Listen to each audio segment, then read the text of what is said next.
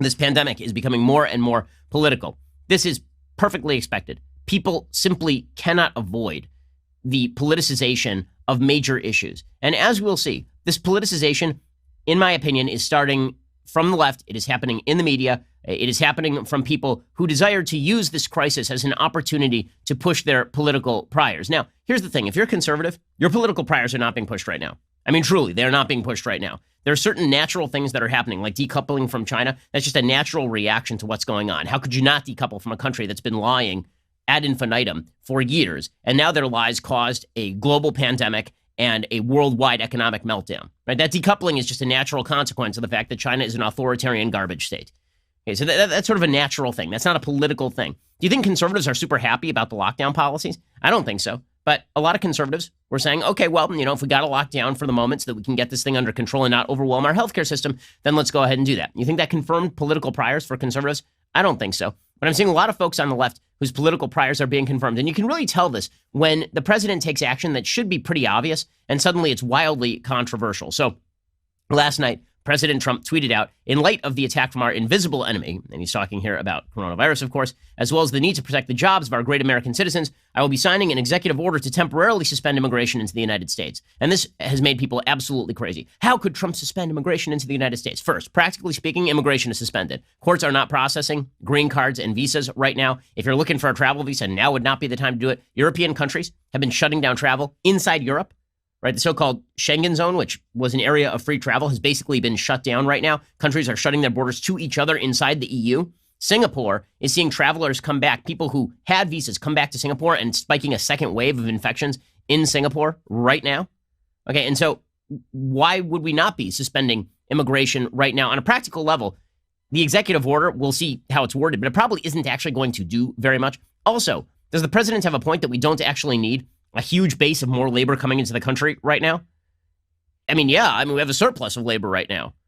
You're not going to have the wages artificially lowered by having more immigrants come into the country right now because there are just too many people out of work. You have 30 million people out of work right now. So you got the health issue, you've got the economic issue.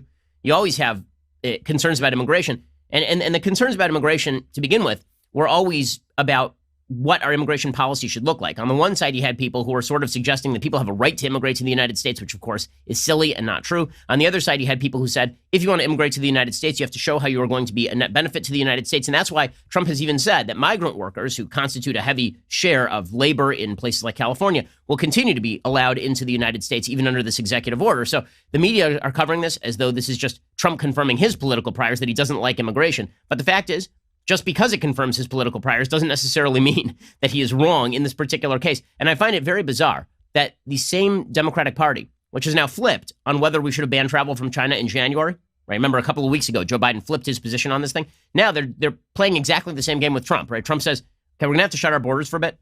And the Democrats are like, no, that's bad. How could you do that sort of thing? Very terrible, very, very terrible. Okay, on any sort of rational level, I don't think a lot of Americans are looking forward to taking in millions of people who are not properly vetted, who have not been checked for health, and presumably who are going to increase the labor base at a time when you don't. It's one thing to increase the labor base when you have more openings than people willing to fill them. It is another thing to increase the labor base at a time when you have 30 million people out of work. According to the New York Times, in recent weeks, the Trump administration has said health concerns justified moving swiftly to bar asylum seekers and undocumented immigrants from entering the country. Alarming immigration advocates who have said that Trump and his advisors were using a global pandemic to further hardline immigration policies. Well, if you're an undocumented immigrant, you know what's kind of hard to do? Vet your health background. Now, of course, we should be not allowing people to cross the border illegally right now. Are you kidding? There's a good case we shouldn't be allowing. I mean, people were crossing the border legally and they infected the American population to the tune of a minimum of 800, 700,000 infections to date, right? And those are just the infections that we know about. The actual number of infections is probably 10 times that.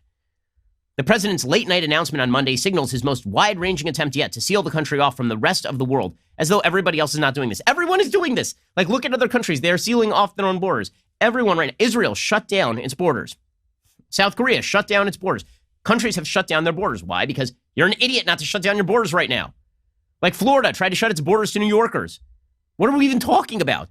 Like, why is this controversial? Because, again, political priors matter more than actual policy considerations. And it's because Americans are starting to see political priors take the place of considered policy ramifications that they are becoming very skeptical of the left-wing view that we have to lock down forever and for all time, which seems to be one of the views, right? When people are saying we're going to lock down until there are 20 million tests available per day, okay, well, when pigs fly, then I guess we can get out of lockdown. Sure. And we'll get to more of this in just 1 second.